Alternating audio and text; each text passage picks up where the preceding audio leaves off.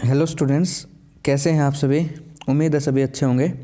तो स्टूडेंट्स, आज हम करेंगे क्लास 12th की फिज़िक्स की जो सेकंड यूनिट है, करंट इलेक्ट्रिसिटी। तो हम करंट इलेक्ट्रिसिटी के बारे में आज पढ़ेंगे। यहाँ पर ऑब्जेक्टिव टाइप क्वेश्चन हम जो है डिस्कस करेंगे। ठीक है, ऑब्जेक्टिव टाइप, क्योंकि हमें मालूम है कि हमारे एग्ज़ाम्स के अंदर यानी हरियाणा बोर्ड के जो एग्ज़ाम होने वाले हैं 70 में से 35 जो है ऑब्जेक्टिव टाइप क्वेश्चंस आने वाले हैं। ठीक है, तो हमें 35 में से 35 मार्क्स गेन करने हैं, एक भी नंबर हमारा नहीं कटना चाहिए। तो हमारा टारगेट यही है कि हमारे 35 में से 35 आने चाहिए। ठीक है, और जो CBSE के स्टूडेंट्स हैं वो भी इस वीडियो को देख सकते हैं, क्योंकि दोनों का जो सिलेबस है वो सेम है। सिलेबस में कोई अंतर नहीं है, सेम सिलेबस है, सेम सिलेबस उनका रहेगा। ठीक है, तो सिलेबस में अंतर नहीं है, तो आप भी इसको फॉलो कर सकते हैं। तो चलिए स्टूडेंट्स, शुरू करते हैं करंट इलेक्ट्रिसिटी। तो हम इससे पहले इलेक्ट्रोस्टैटिक की वीडियो अपलोड कर चुके हैं। अगर आपने नहीं देखी है वीडियो तो आप उसको वीडियो को देख सकते हैं। डिस्क्रिप्शन में लिंक मैं प्रोवाइड कर दूंगा आपको। अभी तक आपने चैनल को सब्सक्राइब नहीं किया है तो चैनल को आप सब्सक्राइब कर लें, ताकि नेक्स्ट वीडियो की नोटिफिकेशन आप तक पहुंच जाए। तो इसीलिए आप जो है बेल आइकन भी प्रेस कर लीजिएगा साथ के साथ, ताकि जो है नोटिफिकेशन मिलने में कोई दिक्कत ना हो। तो चलिए शुरू करते हैं। पहला क्वेश्चन है, the current carrier in solid conductors are. आपको बताना कि जो करंट कैरियर होते हैं सॉलिड कंडक्टर्स के अंदर वो कौन से हैं। The valence electron, neutron, proton, all of these. तो देखिए इसमें क्या है, जब हम सॉलिड कंडक्टर की बात करते हैं स्टूडेंट्स, तो इसमें हमारे मेनली करंट कैरियर जो है वैलेंस इलेक्ट्रॉन होते हैं। सॉलिड की बात करते हैं क्योंकि सॉलिड में क्या होता है, वैलेंस इलेक्ट्रॉन ही फ्री इलेक्ट्रॉन्स होते हैं, और ये फ्री इलेक्ट्रॉन्स के कारण होते हैं करंट का। ठीक है, तो ये जो फ्री इलेक्ट्रॉन्स हैं यही क्या है, करंट कैरियर हैं। ठीक है, जबकि हम मान लीजिए लिक्विड की बात करते हैं तो लिक्विड में कौन होते हैं करंट कैरियर, आयंस। ठीक है, आयंस होते हैं, तो वो करंट कैरियर का काम करेंगे लिक्विड्स के अंदर। चलिए आगे बढ़ते हैं। तो इसका करेक्ट आंसर है ए। अगला क्वेश्चन देखिए, the external force which makes the current carriers to move in a definite direction is called. तो आपको ये बताना है, फिल इन द ब्लैंक्स है कि वो एक्सटर्नल फोर्स जिसके कारण जो करंट कैरियर है एक डेफिनेट डायरेक्शन में मूव करते हैं उसको हम क्या कहते हैं। यानी एक एक्सटर्नल फोर्स है जिसके कारण क्या है कि जो करंट कैरियर है, मीन्स इलेक्ट्रॉन है एक डेफिनेट डायरेक्शन के अंदर निश्चित दिशा में मूव करेंगे, उसको हम बोलते हैं इलेक्ट्रोमोटिव फोर्स। उस फोर्स का क्या नाम है, EMF बोल देते हैं, इलेक्ट्रोमोटिव फोर्स। तो यहाँ पर क्या आएगा, फिल इन द ब्लैंक्स में EMF। चलिए आगे बढ़ते हैं। अगला क्वेश्चन देखिए क्या कहता है। नेक्स्ट क्वेश्चन है, the SI unit of EMF of cell is. आपको बताना है कि SI यूनिट, बिल्कुल आसान सा क्वेश्चन है। SI यूनिट बतानी है EMF ऑफ सेल की, मीन्स इलेक्ट्रोमोटिव फोर्स है सेल की, उसकी SI यूनिट क्या होगी, उसको किस में मेजर करेंगे, वोल्ट में करेंगे, जूल पर कूलम में करेंगे, या फिर दोनों ही इसके आंसर है, बोथ ए एंड बी, या फिर नन ऑफ दीज। ठीक है, तो मोस्टली स्टूडेंट्स जो है वोल्ट के ऊपर टिक करके आ जाएंगे इसमें। ठीक है, कि वोल्ट होती है, बिल्कुल सही बात है कि SI यूनिट वोल्ट होती है, लेकिन जूल पर कूलम भी होती है। ठीक है, तो इसका भी ध्यान रखना है कि जूल पर कूलम भी इसकी SI यूनिट होती है। तो इसका करेक्ट आंसर क्या रहेगा, सी। ठीक है, तो सी इसका करेक्ट आंसर है, बोथ ए एंड बी, जिसके अंदर हमने कहा है बोथ ए एंड बी, तो यानी सी इसका करेक्ट आंसर रहेगा। ठीक है भाई, तो चलिए आगे बढ़ते हैं। तो सी जो है इसका करेक्ट आंसर था। आगे क्या कहता था, SI unit of electric current is. ये भी बहुत आसान क्वेश्चन और जनरली आपको देखने को मिल जाता है, 10th में भी आपने पढ़ा, 12th में भी आप पढ़ रहे हैं। SI unit of electric current क्या रहेगी, वोल्टेज में मेजर करेंगे, इसको वोल्ट में मेजर करेंगे, कूलम में मेजर करेंगे, ओम में मेजर करेंगे, एम्पियर में करेंगे। तो देखिए इसमें क्या है, वोल्ट में मेजर नहीं करते, वोल्ट में मेजर किसको करते हैं, पोटेंशियल डिफरेंस को। तो ए ऑप्शन तो नहीं हो सकता। एलिमिनेशन मेथड आप यूज़ कर सकते हैं यहाँ पे कि एलिमिनेट करते जाइए, ये नहीं हो सकता, ये नहीं हो सकता, फाइनली आपका आंसर बच जाएगा। चार्ज की SI यूनिट है तो कूलम, तो यानी ये हाँ इलेक्ट्रिक करंट की SI यूनिट नहीं है। ओम जो है वो रेजिस्टेंस की होती है। ठीक है, उसके बाद एम्पियर बचती है, तो एम्पियर इसका करेक्ट आंसर है। तो इलेक्ट्रिक करंट को किस में मेजर करते हैं, एम्पियर के अंदर। आपने देखा होगा उस डिवाइस को, है ना, डिवाइस को भी देखा होगा जो करंट को मेजर करता है, यानी एमीटर, उसको क्या बोलते हैं, एमीटर बोलते हैं। और आपके सिलेबस में भी 3rd यूनिट के अंदर, ठीक है, मैग्नेटिक फील्ड वाले में, तो वहाँ पर आप उसको पढ़ेंगे, उसके फंक्शनिंग को पढ़ेंगे। तो एमीटर जो है करंट को मेजर करता है। नेक्स्ट क्वेश्चन देखिए, current is a scalar quantity. आपको बताना है कि करंट एक स्केलर क्वांटिटी है, स्टेटमेंट ट्रू है या फॉल्स है। तो इस स्टेटमेंट में कहा गया भाई करंट एक स्केलर क्वांटिटी है। तो देखिए आप सोच रहे होंगे करंट की तो एक दिशा होती है कि करंट तो निश्चित दिशा में फॉलो करता है, लेकिन एक्चुअली में क्या होता है कि करंट जो है एक स्केलर क्वांटिटी है। ठीक है, तो एक स्टेटमेंट कैसी है, ट्रू है। तो ये स्टेटमेंट बिल्कुल सही है भाई, स्केलर क्वांटिटी है, वेक्टर क्वांटिटी नहीं है, क्योंकि ये वेक्टर एडिशन के जो है सभी रूल्स को ये फॉलो नहीं करती है वेक्टर के, इसलिए इसको है वेक्टर में हम नहीं मानते हैं, स्केलर क्वांटिटी है। The best conductor of electricities. Next question है कि आपको बताना है बेस्ट कंडक्टर कौन है इलेक्ट्रिसिटी का। इनमें से गोल्ड है, सिल्वर है, आयरन है, कॉपर है। तो देखिए भाई गोल्ड जो है वो आप बेस्ट कंडक्टर में नहीं ले सकते, ठीक है। हालांकि आयरन होता है, कॉपर भी होता है, बस बेस्ट कंडक्टर तो यहाँ पर सिल्वर ही रहेगा। बेस्ट कंडक्टर ऑफ इलेक्ट्रिसिटी हो या बेस्ट कंडक्टर ऑफ हीट हो, दोनों ही केसेस में क्या आंसर आएगा इसका, सिल्वर आएगा। आगे बढ़ते हैं, ऑप्शन बी सही है भाई। अगला देखिए इस सीरीज़ में, the relation of drift velocity with electric field is, आपको बताना है ड्रिफ्ट वेलोसिटी का रिलेशन क्या है इलेक्ट्रिक फील्ड के साथ। ड्रिफ्ट वेलोसिटी को हमने यहाँ पे वी डी से रिप्रेजेंट किया है, तो इसका रिलेशन बताना है A square E tau upon M. Option B है ई स्क्वायर, ई क्या है, कैपिटल ई इलेक्ट्रिक फील्ड है, small E charge on electron है यहाँ पर, ठीक है। E square tau upon M, या फिर थर्ड है इसका option E tau upon M, या फिर फोर्थ है ऑप्शन इसका E square tau square upon M square. तो करेक्ट आंसर इसका क्या रहेगा, ठीक है। जिस बच्चे ने इसको जो है ध्यान से किया होगा तो उसके माइंड में जो है ये जम गया होगा, तो ऑप्शन सी जो है वो इसका करेक्ट आंसर है भाई, ठीक है। हरियाणा वाले ध्यान दे लो भाई, अगर पहले नहीं पढ़े हो तो ये पढ़ लो, ठीक है, इसमें कोई दिक्कत वाली बात नहीं है। तो एग्ज़ाम का टाइम पढ़ना बहुत ज़रूरी है, अगर एग्ज़ाम का टाइम नहीं पढ़ते हो तो उसमें दिक्कत है। अगर एग्ज़ाम से पहले पढ़े हो तो बहुत अच्छी बात है, ठीक है, एग्ज़ाम के टाइम भी पढ़ना है। अगर नहीं पढ़े हो तो इन जो है ऑब्जेक्टिव क्वेश्चंस को यहाँ पर ध्यान से देख लो, बहुत काम आएंगे। उसके बाद देखो भाई अगला question, the relation of mobility with drift velocities, आपको बताना रिलेशन क्या है मोबिलिटी का ड्रिफ्ट वेलोसिटी के साथ।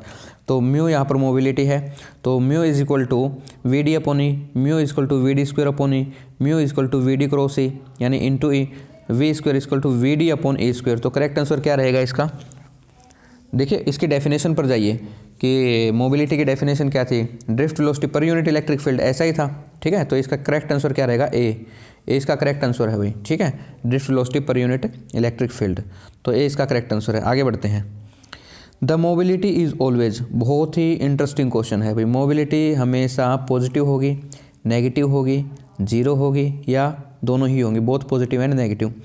तो देखिए इस केस में क्या है कि जो मोबिलिटी होती है ना स्टूडेंट्स, बहुत इंपॉर्टेंट क्वेश्चन है ये, मोबिलिटी हमेशा ही पॉजिटिव रहेगी, चाहे इलेक्ट्रॉन हो चाहे प्रोटॉन हो, मोबिलिटी हमेशा पॉजिटिव रहेगी उस केस में, ठीक है। तो इस क्वेश्चन को आप टिक कर सकते हैं यहाँ पर, बहुत इंपॉर्टेंट क्वेश्चन है, mobility is always positive. Next question देखिए, the relation of current with drift velocities, यानी करंट का रिलेशन बताना है ड्रिफ्ट वेलोसिटी के साथ, यानी आई यहाँ पर करंट है, तो ऑप्शन ए है I is equal to N A V D, तो एन यहाँ पर जो है इलेक्ट्रॉन डेंसिटी है, एन ए वी डी। उसके बाद कहता है I is equal to N A E V D, A area है यहाँ पर, ई चार्ज ऑन इलेक्ट्रॉन है, वी डी ड्रिफ्ट वेलोसिटी है। ऑप्शन सी है I is equal to N square A E V D, option D है I is equal to N A square E square V D, ठीक है। तो इसका जो है करेक्ट आंसर रहेगा ऑप्शन बी। करेक्ट आंसर क्या रहेगा, ऑप्शन बी इसका करेक्ट आंसर है, I is equal to N A E V D. देखिए मैंने यहाँ पर डायरेक्ट रिजल्ट इसलिए दिए है यहाँ पर, क्योंकि जब आप शॉर्ट आंसर टाइप और वीएस से करोगे, वेरी शॉर्ट आंसर टाइप और शॉर्ट आंसर टाइप क्वेश्चंस करोगे तो उसमें डेरिवेशन आ सकते हैं। अगर आपको ये रिजल्ट ध्यान नहीं है, ठीक है, तो उसमें फिर आपको प्रॉब्लम हो सकती है, इसलिए मैंने डायरेक्ट जो है ये रिजल्ट यहाँ पर ऑप्शन टाइप में एज ए क्वेश्चन मैंने दिए हैं यहाँ पर, ठीक है, ऑब्जेक्टिव टाइप एमसीक्यू के फॉर्म में। अगला देखिए, अकॉर्डिंग टू ओम्स लॉ, तो ओम्स लॉ क्या कहता है, V equal to I square R, V equal to I R square, V square equal to I R, या फिर V equal to I R. तो ओम्स लॉ के according क्या है भाई, बिल्कुल इजी सा है, 10th क्लास में भी आपने बार बार पढ़ा है कि इसका करेक्ट आंसर क्या होगा, ऑप्शन नंबर डी। तो जो ऑप्शन डी है भाई वो करेक्ट आंसर है, V equal to I R, V voltage है यहाँ पर, आई करंट है, आर रेजिस्टेंस है। तो आगे बढ़ते हैं, 12वां क्वेश्चन देखते हैं, 12th क्वेश्चन क्या कहता है। 12th क्वेश्चन कहता है select the correct one according to Ohm's law. तो एक ग्राफ दे रखे हैं यहाँ पर, तो इसमें आपको सिलेक्ट करना है कि कौन सा सही है। तो देखिए यहाँ पर हम पढ़ते हैं कि ओम्स लॉ के अंदर जो ग्राफ आता है हमारा वो स्ट्रेट लाइन आता है। तो देखिए यहाँ पर भी स्ट्रेट लाइन है, यहाँ पर भी स्ट्रेट लाइन है, यहाँ पर भी स्ट्रेट लाइन है, बट ये स्ट्रेट लाइन नहीं है, तो ये तो फॉलो नहीं कर रहा, अभी ये ओबे नहीं कर रहा ओम्स लॉ को, तो ये तो हो नहीं सकता। 3 ऑप्शन बचते हैं आपके पास। अब दिक्कत क्या है कि तीनों ही स्ट्रेट लाइन है, बट देखिए ये जो है ये वाली, ये ओरिजिन से शुरू नहीं हो रही, ये लाइन भी ओरिजिन से शुरू नहीं हो रही, बट ये ओरिजिन से शुरू हो रही है। तो इसमें हम करेक्ट कौन सा माने, हालांकि तीनों स्ट्रेट लाइन है, वेरिएशन तीनों में स्ट्रेट है। तो देखिए जब भी हम ओम्स लॉ को पढ़ते हैं तो ओम्स लॉ की जो लाइन होती है हमारी वोल्टेज और करंट के बीच में, हमेशा ओरिजिन से पास करती है। वो किससे पास करेगी, हमेशा ओरिजिन से पास करेगी, ठीक है। तो ये जो ओरिजिन वाली लाइन होती है ये हमेशा ही ओम्स लॉ को फॉलो कर रही है, इसके अकॉर्डिंग है ये, ठीक है। तो इसका करेक्ट आंसर रहेगा सी, ये करेक्ट आंसर नहीं है क्योंकि ये ओरिजिन से पास नहीं कर रही हैं, ठीक है। आगे बढ़ते हैं, the SI unit of electrical resistance is, SI unit क्या है भाई, इलेक्ट्रिकल रेजिस्टेंस की। तो एसआई यूनिट देखते हैं इलेक्ट्रिकल रेजिस्टेंस की क्या है, वैसे तो पता ही होगा। ऑप्शन ए है एम्पियर, ऑप्शन बी है ओम मीटर, ऑप्शन सी है वोल्ट, ऑप्शन डी है ओम। तो इलेक्ट्रिकल रेजिस्टेंस की क्या होनी चाहिए भाई, फटाफट बता दो, ऑप्शन डी, ठीक है। ऑप्शन डी, बिल्कुल टाइम नहीं लगाना, ऑप्शन डी इसका करेक्ट आंसर है ओम में। तो ओम जो है इलेक्ट्रिकल रेजिस्टेंस की SI यूनिट होती है। नेक्स्ट क्वेश्चन देखते हैं, द इलेक्ट्रिकल रेजिस्टिविटी इज, आपको बताना है कि जो इलेक्ट्रिकल रेजिस्टिविटी होती है रो, जिससे हम रो से इसको जो है लिखते हैं, उसका फॉर्मूला क्या है। तो कहता है rho equal to RA/L, A यहाँ पर एरिया है वायर का, L क्या है यहाँ पर लेंथ है। तो कहता है R रेजिस्टेंस है, rho equal to RA/L, rho is equal to RL/A, rho is equal to R² A/L, या फिर rho is equal to R² L² A। तो करेक्ट आंसर क्या है? तो देखिए इसका करेक्ट आंसर बिल्कुल जो है, अगर आपने ध्यान से इसका देखा होगा, इसको किया होगा, तो करेक्ट आंसर इसका A है। ठीक है, तो जिन बच्चों ने ध्यान से इसको पढ़ा है तो इजीली बता देगा इस क्वेश्चन को। ठीक है, R इक्वल टू जो है रो इक्वल टू RA/L, ये कहाँ से आया था? देखिए resistance inversely proportional, directly proportional होती है लेंथ के, इन्वर्सली प्रोपोर्शनल होती है एरिया के। मीन्स एरिया बढ़ेगा तो रेजिस्टेंस घटता है, और एरिया घटेगा तो रेजिस्टेंस बढ़ेगा, और अगर लेंथ बढ़ती है तो रेजिस्टेंस बढ़ेगा। इन दोनों को हमने कंबाइन फॉर्म में लिखा था, R डायरेक्टली प्रोपोर्शनल है L/A। तो जब आप डायरेक्टली प्रोपोर्शनलिटी के साइन को हटाते हैं तो क्या लिखते हैं? यहाँ पर लिखते हैं रो, यानी रेजिस्टिविटी। ठीक है, अब हमें तो रो की वैल्यू चाहिए, तो रो को एक साइड रख लेते हैं, A को उस साइड ले जाएंगे तो मल्टीप्लाई में, L को इस साइड लेकर आएंगे तो डिवाइड में हो जाएगा। तो ये ऐसे फॉर्म बनी है RA/L। ठीक है, आगे बढ़ते हैं। उम्मीद है भाई सबको समझ में आ रहा होगा। अगर नहीं समझ में आ रहा है जिस बच्चे ने, तो कमेंट बॉक्स में आप कमेंट डाल के पूछ सकते हो कि सर ये बात समझ में नहीं आ रही, तो आपका जवाब मिलेगा आपको। ठीक है, लेकिन इसको बड़ा ध्यान से करना है और अपने दोस्तों तक इसको जो है पहुंचाना है। इस वीडियो को ज़्यादा से ज़्यादा आप शेयर कर दीजिए अगर आपको पसंद आती, ताकि आपके सभी फ्रेंड्स की जो है हेल्प हो सके, वो भी जो है अच्छे मार्क्स गेन करके आगे बढ़ सके। ठीक है, तो सभी फ्रेंड्स तक इसको शेयर कर दीजिए अगर आपको पसंद आती है। ठीक है, और चैनल तो आपने सब्सक्राइब कर ही लिया होगा। क्वेश्चन नंबर 15 देखते हैं, the factor affecting resistance of material are, यानी वो फैक्टर बताने हैं जो रेजिस्टेंस को क्या करते हैं? अफेक्ट करते हैं, मतलब प्रभावित करते हैं। Length, area, temperature, all of this. तो देखिए इसमें क्या है, रेजिस्टेंस को दो फैक्टर तो प्रभावित करते हैं, लेंथ भी प्रभावित करती है, एरिया प्रभावित करता है। तो यहाँ पर ऑल ऑफ दीज है, तो आप यहाँ से देखिए समझ ही गए होंगे इसका आंसर जो है ऑल ऑफ दीज आएगा। लेकिन टेम्परेचर भी प्रभावित करता है, यानी वो भी इफेक्ट करता है इसके साथ साथ। ठीक है, तो यहाँ पर क्या है, तीनों ही इसमें प्रभावित करते हैं। टेम्परेचर के साथ साथ जो रेजिस्टिविटी के ऊपर इफेक्ट पड़ता है, वो मेटल के केस में अलग है, सेमीकंडक्टर के केस में अलग है। मेटल की रेजिस्टिविटी में क्या फ़र्क पड़ेगा, वो मैंने नेक्स्ट क्वेश्चन आपको यहाँ पर दिया है। कहता है the resistivity of conductor dash with temperature, तो यानी डैश में आपको जो है फिल इन द ब्लैंक से आपको फिल करना है यहाँ पर। तो रेजिस्टिविटी है कंडक्टर के टेम्परेचर के साथ, वो डिक्रीज होती है, ऑप्शन ए। बी है इंक्रीज, ऑप्शन सी है रिमेन्स कांस्टेंट, ऑप्शन डी है नन ऑफ दीज। तो ये कहता है कि जो रेजिस्टिविटी है कंडक्टर की वो बढ़ेगी, घटेगी, या उस पर कोई फर्क नहीं पड़ेगा। तो देखिए जो रेजिस्टिविटी है कंडक्टर की हम बात कर रहे हैं यहाँ पर, कंडक्टर के केस में हमेशा रेजिस्टिविटी इंक्रीज होएगी। क्या होएगी भाई? इंक्रीज होएगी। ठीक है, तो जैसे आप तापमान बढ़ाते जाएंगे तो रेजिस्टिविटी हमेशा क्या होगी? इंक्रीज होएगी। ठीक है, अगर सेमीकंडक्टर पूछा होता तो डिक्रीज होती है, इसका उल्टा जो है आंसर हो जाता है ऑपोजिट में। ठीक है, उसकी डिक्रीज होती है, कंडक्टर की इंक्रीज होती है। नेक्स्ट क्वेश्चन देखते हैं, बड़ा इंपॉर्टेंट है। रिलेशन बताना, the relation of current density with electric field is, कि आपका रिलेशन कौन सा है करंट डेंसिटी का इलेक्ट्रिक फील्ड के साथ। J is equal to E, J is equal to sigma E, J is equal to sigma upon E, या फिर J is equal to sigma square E square. तो इसका करेक्ट आंसर क्या रहेगा भाई? इसका करेक्ट आंसर देखिए ऑप्शन ए तो नहीं होएगा। ठीक है, हर केस में ऐसा नहीं होगा। उसके बाद ऑप्शन सी और ऑप्शन डी नहीं होने वाला, ऑप्शन बी इसका करेक्ट आंसर है। तो J equal to sigma E होता है भाई। ठीक है, तो पहला ऑप्शन कब हो सकता है? हमेशा नहीं होगा ये। पहला ऑप्शन जब होएगा जब कंडक्टिविटी की वैल्यू 1 है, तब ये जो है स्टेटमेंट वैलिड है, बट ऑलवेज तो ये वैलिड रहेगा। इसको हम माइक्रोस्कोपिक फॉर्म कहते हैं ओम्स लॉ के, J equal to sigma E को, कि माइक्रोस्कोपिक फॉर्म है ये ओम्स लॉ की। ठीक है, आगे देखिए, the SI unit of conductance is, conductance की SI यूनिट बतानी है भाई। तो हमारा जो रेजिस्टेंस होता है ना, रेजिस्टेंस, उसका उल्टा क्या है भाई? कंडक्टेंस है।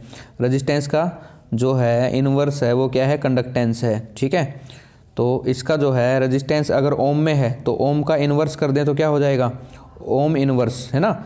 ओम का अगर इनवर्स कर दें तो यानी MHO, इसको हम ऐसे लिखते हैं। तो ये क्या है? कंडक्टेंस की SI यूनिट है MHO। इसको MHO में भी मेजर करते हैं भाई, सीमन में भी करते हैं। सीमन नाम का एक वैज्ञानिक था, तो उसके सम्मान में जो है इसकी यूनिट रखी गई है, तो हम इसको सीमन में भी मेजर कर लेते हैं। तो इसका करेक्ट आंसर क्या है? ऑप्शन बी, क्योंकि यहाँ पर जो है MHO नहीं दे रखा, सीमन दे रखा है, सीमन इसका करेक्ट आंसर होगा। ठीक है, आगे बढ़ते हैं। For metal the temperature coefficient, तो यहाँ पर भी कोफिशिएंट आएगा, टी यहाँ पर जो है मिसिंग है, तो कोफिशिएंट आएगा यहाँ पर। For metal the temperature coefficient of resistance alpha is, यानी आपको बताना है कि अल्फ़ा जो है मेटल के लिए पॉजिटिव होगा, नेगेटिव होगा, जीरो होगा, या फिर ऑल ऑफ दिस। तो देखिए अगर मेटल की जब बात कर रहे हैं तो हमेशा क्या होगा? इसके लिए पॉजिटिव रहेगा। ठीक है, टेम्परेचर के साथ जो अल्फ़ा की वैल्यू है, कोफिशिएंट ऑफ रेजिस्टेंस है, वो ऑलवेज क्या रहेगा? पॉजिटिव रहेगा। आगे बढ़ते हैं। Tolerance for gold colour is. तो देखिए जो टॉलरेंस है गोल्ड कलर की वो बतानी है। जब हम रेजिस्टेंस की वैल्यू फाइंड आउट करते हैं कलर कोडिंग के थ्रू, तो टॉलरेंस बतानी है। फोर्थ अगर स्ट्रिप आपकी गोल्ड दे रखी है तो उसकी टॉलरेंस कितनी होगी, 2%, 5%, 10%, 20%। तो देखिए यहाँ पर 2% नहीं होएगी, ठीक है, 5% इसका करेक्ट आंसर है, ठीक है भाई, 5%, यानी गोल्ड के अंदर जो है टॉलरेंस कितनी होगी, 5%। अब टॉलरेंस का अर्थ क्या है, देखिए अगर मान लीजिए 100 ओम है और ±5% मैं बोल रहा हूँ, ये गोल्ड के लिए ±5, इसका मतलब क्या है कि इसकी जो रेजिस्टेंस की वैल्यू हो 95 भी हो सकती है, ठीक है, 95 से लेकर 105 तक, प्लस माइनस का मतलब कम या ज़्यादा, तो 95 ओम से लेकर 105 ओम तक यानी 105 ओम तक कुछ भी इसकी वैल्यू हो सकती है, इतनी वेरिएशन आ सकती है। टॉलरेंस का मतलब ये है। तो हमारे पास गोल्ड की 5% होती है, 10% सिल्वर की होती है, अगर कोई कलर नहीं दे रखा तो 20% होती है, ठीक है। तो यहाँ पर एक ही क्वेश्चन में 3 क्वेश्चन हो गए, गोल्ड का पूछा तो 5%, सिल्वर का पूछा तो 10% और कोई कलर नहीं दे रखा तो 20%। आगे बढ़ते हैं। Dash remain same in series combination of resistance. तो कौन सी इसमें फिजिकल क्वांटिटी है जो सेम रहती है जब हम सीरीज में कनेक्शन करते हैं, सीरीज कॉम्बिनेशन की जब बात करते हैं रेजिस्टेंस की, ठीक है, यानी ये रेजिस्टेंस हमने क्या कर दिया, सीरीज में कनेक्ट किए हैं, तो कौन सी क्वांटिटी है जो चेंज नहीं होगी, पोटेंशियल डिफरेंस, रेजिस्टेंस, करंट या ऑल ऑफ दीज। तो देखिए इसमें आंसर क्या होना चाहिए कि पोटेंशियल डिफरेंस क्या सीरीज में सेम रहेगा या रेजिस्टेंस सेम रहेगा, करंट सेम रहेगा या ऑल ऑफ दीज। तो बहुत सारे बच्चे ऐसे हैं जो ऑल ऑफ दीज इसका टिक करके आ जाएंगे, ठीक है, देखते हैं कि भाई ऑल ऑफ दीज है तो ऑल ऑफ दीज लगा दो, ये सही होगा। बट ऐसा है मेरे भाई, इसमें जो है ऑल ऑफ दीज नहीं आएगा क्योंकि पोटेंशियल डिफरेंस हमेशा चेंज होता है सीरीज के अंदर। तो इसका करेक्ट आंसर है करंट, ठीक है, ऑप्शन सी, करंट जो है सीरीज के अंदर सेम रहेगा, चेंज नहीं होता है वो, ठीक है, तो करंट इसका करेक्ट आंसर है। आगे बढ़ते हैं। 22 dash remain same during parallel combination. अब पैरेलल कॉम्बिनेशन में क्या जो है चेंज नहीं होगा, मान लीजिए पैरेलल कॉम्बिनेशन है, इसमें क्या चेंज नहीं होगा, तो देखिए इसके अक्रॉस जो वोल्टेज है और इसके अक्रॉस जो वोल्टेज है वो चेंज नहीं होगी, यानी क्योंकि वोल्टेज जो है पैरेलल में इक्वल रहती है, ठीक है, तो यहाँ पर क्या है, वोल्टेज चेंज नहीं होगी, वोल्टेज रिमेन सेम, तो option A is the correct answer. Current जो है पैरेलल कॉम्बिनेशन के अंदर डिवाइड हो जाता है, चेंज होएगा, तो ये सेम नहीं रहेगा, रेजिस्टेंस भी सेम नहीं रहेगा, तो ऑल ऑफ दिस तो आना ही नहीं है, ठीक है, तो वोल्टेज इसका करेक्ट आंसर है। आगे बढ़ते हैं भाई। ये आपको ग्राफ दे रखा है, ठीक है, इस टाइप से आपको ग्राफ दे रखा है, तो इसको क्वेश्चन नंबर जो है आप 22A कर लीजिएगा क्योंकि 23 जो है बाय मिस्टेक नीचे वाले को हमने नंबरिंग कर दी है, तो आप इसको 22A कर लीजिएगा। इसमें देखें आपका जो है वोल्टेज और करंट के बीच में ग्राफ है, एक तो लाइन है आपकी T2 टेम्परेचर के ऊपर, एक लाइन है T1 टेम्परेचर के ऊपर, ठीक है, तो T1 टेम्परेचर के ऊपर रेजिस्टेंस R1 है, T2 टेम्परेचर के ऊपर R2 है। तो यहाँ पर ऑप्शन ए है कि R1 इक्वल टू R2 क्या दोनों बराबर हैं, या R1 ज़्यादा है R2 से, या R1 ज़्यादा छोटा है स्मॉल है R2 से, या नन ऑफ दिस। तो नन ऑफ दिस तो नहीं होएगा, ठीक है, अब बराबर भी नहीं होगा क्योंकि इनका स्लोप डिफरेंस है भाई। ऑप्शन बचते हैं बी और सी, तो इसमें करेक्ट आंसर क्या रहेगा, ऑप्शन सी जो है इसका करेक्ट आंसर है कि R1 क्या है यहाँ पर लेस देन रहेगा R2 से, ठीक है, R1 क्या रहेगा, लेस देन रहेगा R2 से। जितना एंगल ज़्यादा होगा उतना रेजिस्टेंस इसका क्या हो जाएगा, कम होता चला जाएगा। तो देखिए भाई नेक्स्ट क्वेश्चन क्या कहता है, क्वेश्चन नंबर 23। ये दो रजिस्टर्स हैं जो सीरीज़ के अंदर हमने कनेक्ट कर रखे हैं, तो क्वेश्चन है the equivalent resistance between A and B. तो इनका इक्विवेलेंट रेजिस्टेंस क्या होगा वो निकालना है आपको, ठीक है, तो देखते ही बता देंगे आप इसमें कि अगर सीरीज़ में है तो रेजिस्टेंस क्या होते हैं, ऐड होते हैं, ठीक है, तो 1 और 1 क्या होगा, 2 होगा, तो 2 इसका करेक्ट आंसर है। यहाँ पर 1 ओम मतलब सेम तो बिल्कुल नहीं रहेंगे, ठीक है, यहाँ पर जो फर्स्ट ऑप्शन दे रखा है सेम तो बिल्कुल नहीं होंगे, चेंज तो होंगे, ठीक है, चाहे पैरेलल हो चाहे सीरीज़ हो, तो चेंज तो होंगे। उसके बाद है 0.5 कब आएगा, जब ये पैरेलल में होते तब आएगा, अदरवाइज नहीं आएगा, यहाँ पर कम नहीं होगा रेजिस्टेंस। सीरीज में रेजिस्टेंस जो होता है इक्विवेलेंट हमेशा ज़्यादा आएगा इंडिविजुअल से, मतलब जो 2 ओम हमारी वैल्यू आई है वो इससे भी ज़्यादा है इंडिविजुअली और इससे भी ज़्यादा है, तो हमेशा इस सीरीज़ के अंदर ज़्यादा आती है ये वैल्यू, पैरेलल में हमेशा ही कम आएगी, तो पैरेलल कॉम्बिनेशन नहीं है, तो 0.7 भी यहाँ पर नहीं है, तो करेक्ट आंसर है 2 इसका, ठीक है। उसके बाद नेक्स्ट क्वेश्चन देखिए, मैंने इस तरीके से बनाए हैं आपकी ताकि अच्छी तरीके से प्रैक्टिस हो जाए, ठीक है, सीक्वेंस में मैंने बनाए हैं, ये दोनों पैरेलल कॉम्बिनेशन में है, इक्विवेलेंट बताना है। तो इक्विवेलेंट कैसे होगा, देखिए 1/RP जो फॉर्मूला आप करते हो कि रेजिस्टेंस पैरेलल में, यानी 1/R1 + 1/R2, इस फॉर्मूले से जो है इसको सोल्व करेंगे, ठीक है, तो कितना आएगा यहाँ पर 1 + 2 1/2 + 1/2, तो इसको आप सोल्व करेंगे तो 2/2 आएगा, 2/2, 2 से 2 कैंसिल हो जाएगा, तो क्या आएगा 1 आएगा, तो इसका करेक्ट आंसर क्या है 1। तो इसका सी जो है आपका देखिए सी के अंदर 1 ओम है, तो करेक्ट आंसर है भाई 1 ओम। तो 30 सेकंड भी नहीं लगेंगे इसके अंदर अगर आपने अच्छे से इसको प्रिपेयर किया है तो। अगला क्वेश्चन देखिए भाई, according to Kirchhoff's first law, कि किरचॉफ के फर्स्ट लॉ के according summation of current is equal to zero, summation of charge is equal to zero, summation of voltage is equal to zero, या D both A and B. अब देखिए आपने जो पढ़ा है वो क्या है बुक के अंदर, summation I is equal to zero, है ना। तो बहुत सारे बच्चे जो है इसको टिक कर देंगे, पहले देखते ही टिक कर देंगे, क्योंकि ये तो किरचॉफ का सेकंड लॉ है। तो उसके बाद बात करते हैं बोथ ए एंड बी। इस पर भी विचार करना चाहिए, ठीक है, इस पर भी सोचना चाहिए कि ये सही हो सकता है कि नहीं हो सकता। तो देखिए हमारे पास क्या है कि ये दोनों ही करेक्ट आंसर हैं, दोनों ही क्या है इसके करेक्ट आंसर। तो बोथ ए एंड बी जो है इसका करेक्ट आंसर रहेगा डी, ऑप्शन डी इसका करेक्ट आंसर है, ठीक है। Summation I is equal to zero है, उसके बाद समेशन जो है टी जो क्यू है वो भी क्या है यहाँ पर जीरो रहेगा। कैसे रहेगा देखिए थोड़ा सा मैं एक्सप्लेन कर देता हूँ आपको कि जो करंट होता है वो चार्ज अपॉन क्या है, टी है, चार्ज अपॉन टाइम है यहाँ पर, ठीक है। तो अगर मान लीजिए समेशन आई जीरो है, समेशन आई जीरो है, तो यहाँ पर अगर आप चार्ज का समेशन करते हैं तो वो भी तो जीरो होगा किसी फिक्स टाइम के लिए, ठीक है। अगर समेशन आई जो है इसका समेशन जीरो है तो इसका समेशन भी तो जीरो होगा, ठीक है। तो दोनों को ये फॉलो करता है। उसके बाद देखिए according to Kirchhoff second law, Kirchhoff का जो सेकंड लॉ है उसके according summation of voltage is equal to zero, summation of current is equal to zero, summation of work done या energy is equal to zero, both A and C. तो देखिए summation आई यानी current की बात करें तो फर्स्ट लॉ है तो ये तो हो नहीं सकता। उसके बाद दो बचते हैं हमारे पास, तो ए तो सही है, ठीक है। अब बात करते हैं सी की, क्या सी सही है कि नहीं है, ठीक है। अगर सी भी सही है तो इसका आंसर क्या हो जाएगा, डी हो जाएगा। अगर सी सही नहीं है तो इसका आंसर क्या होएगा, फिर सिर्फ ए होएगा। तो देखिए अगर वोल्टेज है, वोल्टेज का वर्क डन के साथ रिलेशन क्या होता है, वर्क डन अपॉन जो है चार्ज। तो उसके बाद देखिए अगर समेशन ऑफ वोल्टेज जीरो है तो समेशन ऑफ वर्क डन भी तो जीरो हो सकता है, ठीक है, किसी फिक्स चार्ज के लिए, है ना। हो सकता है कि नहीं हो सकता, बिल्कुल हो सकता है। तो दोनों को फॉलो करता है ये, ठीक है। तो इसका करेक्ट आंसर रहेगा डी, ठीक है। मैंने जानबूझकर ये दोनों डाले हैं ताकि जो है आपको पता चल जाए कि भाई ये दोनों को ही फॉलो करता है, दोनों को ही हम क्या बोलते हैं, किरचॉफ सेकंड लॉ बोलेंगे। तो इसका करेक्ट आंसर भाई डी, जैसे पहले वाले का था। नेक्स्ट क्वेश्चन देखते हैं। Voltmeter measures the EMF of cell accurately. तो ये ट्रू है या फॉल्स है, यानी जो वोल्ट मीटर होता है क्या वो ईएमएफ को एक्यूरेटली मेजर करता है या फिर अप्रोक्सीमेटली करेगा। तो देखिए जो ईएमएफ होता है ना, अगर उसको मेजर करना है तो वोल्ट मीटर कभी भी एक्यूरेटली मेजर नहीं कर पाएगा, तो ये फॉल्स स्टेटमेंट है। अगर एक्यूरेटली मेजर करना है तो पोटेंशियोमीटर का यूज़ करना पड़ेगा एक्यूरेटली के लिए, तो ये फॉल्स है भाई, ठीक है। नेक्स्ट क्वेश्चन देखते हैं। The SI unit of potential gradient is, जो पोटेंशियल ग्रेडियंट है उसकी एसआई यूनिट बतानी है क्या है, ठीक है। वोल्ट है तो वोल्ट तो बिल्कुल नहीं, क्योंकि पोटेंशियल डिफरेंस की है, वोल्ट मीटर है ये हो सकती है, या वोल्ट पर मीटर है, या फिर मीटर इनवर्स है। तो मीटर इनवर्स तो नहीं होगी, वोल्ट भी नहीं होगी। ऑप्शन बचते हैं बी और सी, तो इसी में से सिलेक्ट करना है। तो पोटेंशियल ग्रेडियंट का देखिए फॉर्मूला ध्यान रखिए आप, E is equal to minus D V upon D R. D R क्या है यहाँ पर, डिस्टेंस के साथ वेरिएशन है, वी क्या है, वोल्टेज है, तो वोल्ट पर मीटर। तो इस फॉर्मूले के अकॉर्डिंग जो आप बता सकते हैं इसका सी करेक्ट आंसर रहेगा। तो सी इसका करेक्ट आंसर है भाई, वोल्ट पर मीटर। आगे देखते हैं। Kirchhoff first law is based on, Kirchhoff first law है किस रूल के ऊपर बेस्ड है वो बताना है आपको, कि law of conservation of energy के ऊपर बेस्ड है, law of conservation of linear momentum के ऊपर बेस्ड है, law of conservation of charge के ऊपर बेस्ड है, law of conservation of angular momentum के ऊपर बेस्ड है। किरचॉफ फर्स्ट लॉ देखिए अभी अभी हमने किया है कि किरचॉफ फर्स्ट लॉ के अंदर समेशन ऑफ चार्ज जीरो है, इसका मतलब क्या है, Q1 plus Q2 plus Q3 सभी को ऐड करेंगे, टोटल चार्ज क्या है, जीरो है, यानी कंजर्व है, तो यानी कंजर्वेशन ऑफ चार्ज के ऊपर ये बेस्ड है। तो सी इसका करेक्ट आंसर है भाई, ठीक है। सी क्या है इसका करेक्ट आंसर है, कंजर्वेशन ऑफ चार्ज के ऊपर ये बेस्ड है। अगला question, Kirchhoff second law is based on, यानी सेकंड जो लॉ है आपका किरचॉफ का वो किसके ऊपर बेस्ड है ना। तो ऑप्शन सेम है इसके अंदर।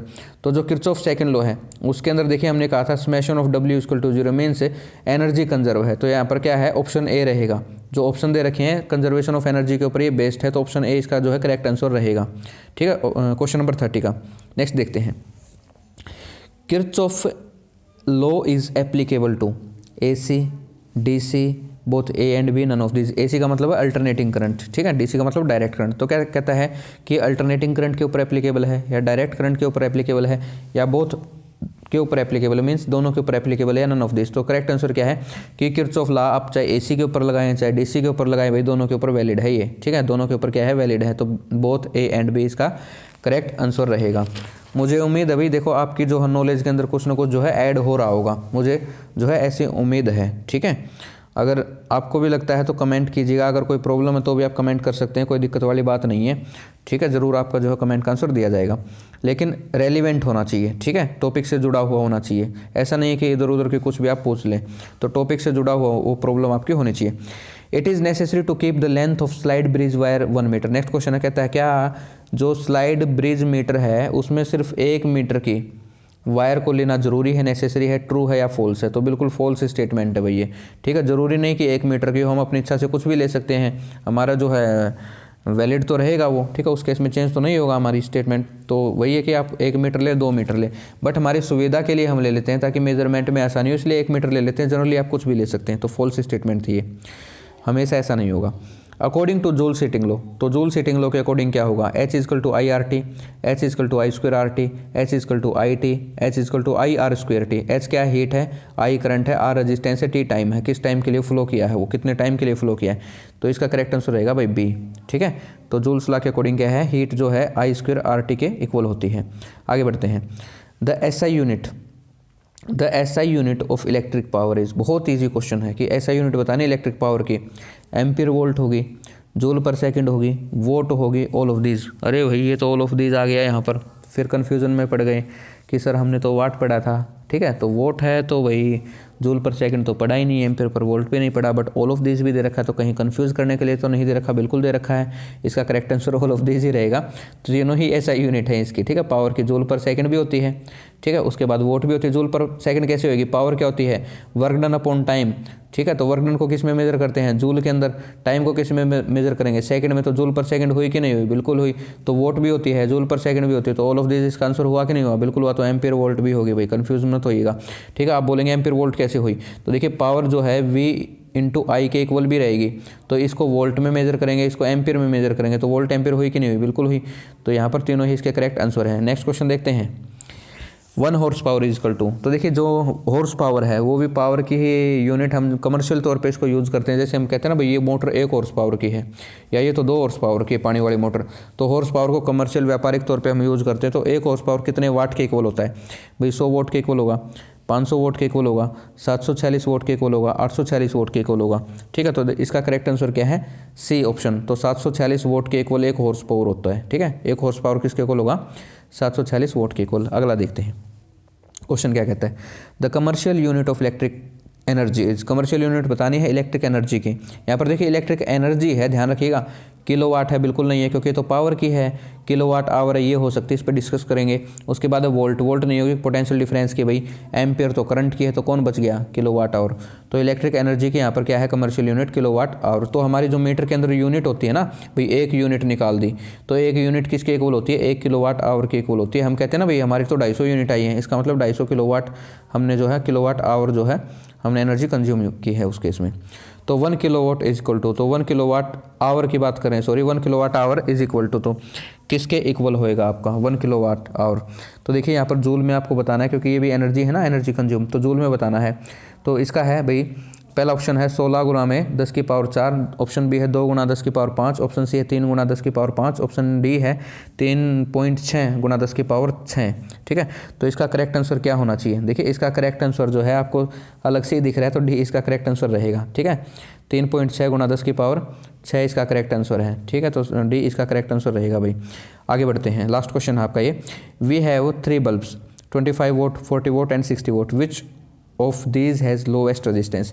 तो लोएस्ट रेजिस्टेंस किसका होगा? ठीक है, हमारे पास 3 बल्ब है, एक 25 वाट का है, एक 40 वाट का है, एक 60 वाट का है। तो कहता है सबसे कम रेजिस्टेंस बताना है भाई। 25 वाट के बल्ब का होगा, 40 वोट के बल्ब का होगा, 60 वोट के बल्ब का होगा, या बोथ ए एंड बी। तो देखो बोथ ए एंड बी तो नहीं होगा, क्योंकि आंसर तो एक ही होगा, या तो 25 होगा, या 40 होगा, या 60 होगा। तो डी तो रिजेक्ट करिए। अब बात करते हैं इसमें, तो इसका करेक्ट आंसर है सी भाई, ठीक है। 60 वोट का जो बल्ब है उसका रेजिस्टेंस सबसे कम होगा। मीन्स पावर जो है इन्वर्सली प्रोपोर्शनल रेजिस्टेंस के, ठीक है। तो वही है कि जिसकी पावर ज़्यादा है उसका रेजिस्टेंस क्या रहेगा? कम रहेगा। तो पावर 60 वोट की ज़्यादा है यहाँ पर, तो उसका रेजिस्टेंस क्या रहेगा? कम रहेगा, ठीक है। तो यहाँ पर देखिए भाई, आपकी जो सेकंड यूनिट है उसके objective, most of objective question यहाँ पर कंप्लीट हो गए हैं। इसका मतलब ये नहीं कि आपको और प्रैक्टिस नहीं करनी, आपको बुक से प्रैक्टिस करनी है, हेल्प बुक से प्रैक्टिस करनी है, जितनी मैक्सिमम हो सके प्रैक्टिस करनी है। बट यहाँ पर जितने इंपॉर्टेंट क्वेश्चन थे मैंने आपके साथ डिस्कस किए हैं, ठीक है। और मुझे उम्मीद है कि एग्जाम के अंदर जो है आपको क्वेश्चन देखने को जरूर मिलेंगे, ठीक है। आप जरूर बोलोगे कि सर ने ये करवाया था, ठीक है, ये तो हमने डिस्कस किया था।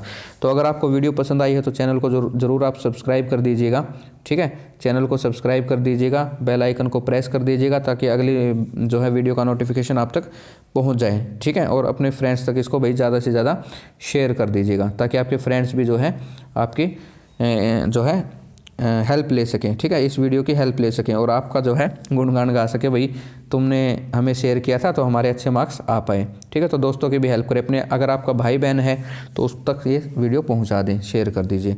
तो जल्द ही लेकर आऊँगा नेक्स्ट यूनिट की वीडियो, तब तक के लिए थैंक यू, राम राम, ठीक है।